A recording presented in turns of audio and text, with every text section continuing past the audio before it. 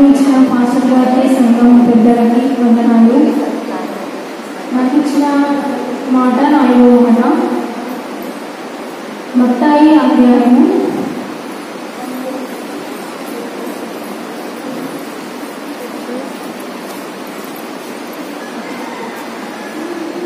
27వ అధ్యాయం.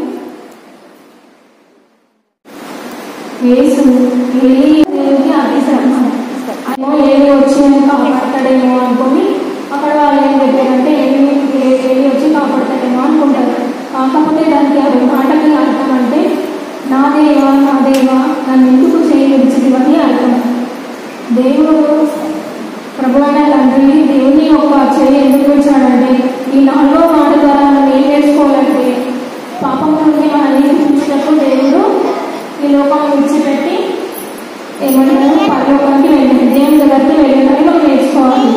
అయితే పాపం నుండి మనం విడిపించడానికి ఎబ్రీ రాసిన పత్రిక 2వ అధ్యాయం 15వ వచనం, జీవిత కాలం అంతయు మరణభయం చేత దాస్యత్వమునకు లోబడిన వారిని విడిపించుటకు ఆయన కూడా రక్త మాంసములోని పాలువాడేది.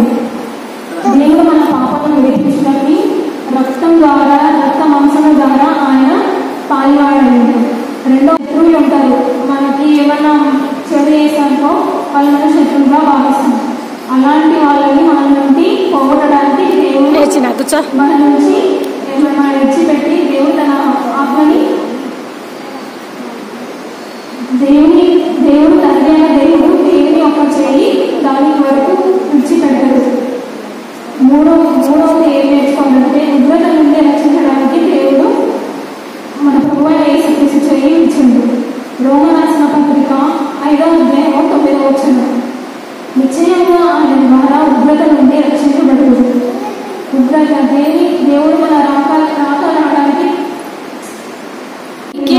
వచ్చి శిలువ మీద ఈ మాట పలికినప్పుడు దేవుడు దేవుడు తన చేయి ఇచ్చడం ద్వారానే మనకి పాప క్షమాపణ వచ్చింది. దేవుడు తన చేయి విడవకుండా దేవుని బతికించుంటే మన పాప క్షమాపణ కలిగేది ఉండేది కాదు. 4వ మాట ఏం నేర్చుకోవాలంటే మన నీతిమంతుగా చేయడానికి ఈ లోకానికి వచ్చింది. రోమా 5వ అధ్యాయం 9వ వచనం, కాబట్టి ఆయన రక్తము వలన ఇప్పుడు నీతిమంతులుగా తీర్చబడి ఉన్నాం.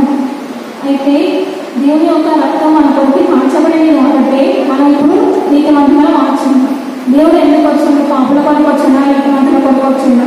చెప్పండి. పాపుల కొరకు దేవుడు ఎందుకు చనిపోయాడంటే మన పాపల కొరకు చనిపోయినట్టు. ఇప్పుడు వేరే వాళ్ళకి పోయి ఆ పాప వేరే వాళ్ళ మనకి పెట్టేటప్పుడు ఇది కాదు అని అంటారు. మనము దేవుడు శిల్ప వేసి నడిస్తాం ఒక్కటే లేదు. కాకపోతే ఆ మాట మనం నమ్మడం ద్వారా ఇంకా మనం పాపలని అనుకుంటున్నాం. కాకపోతే మన పాపం ఎప్పుడో తీసేసింది. మీకు ఇంకో వాక్యం చూపిస్తా. ఎబ్రీ రాసిన పత్రిక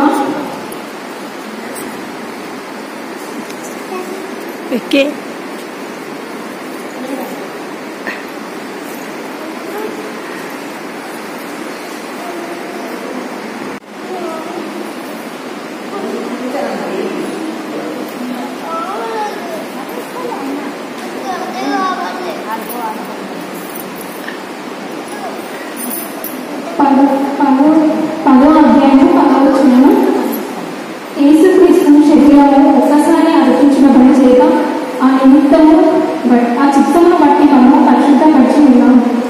దేవుడు ఒక్కసారి మన కొరకు శిలువ అర్పించింది. అప్పటి నుంచి మనం ఇప్పటివరకు నీతిమంతులు. శిలువ వేసుడు అయిపోయింది. అది పాపల కొరకు వేసుడు, పాపం మన నుండి తొలగిపోయింది. ఇప్పుడు మనం నీతిమంతులు మనం నమ్మాలి.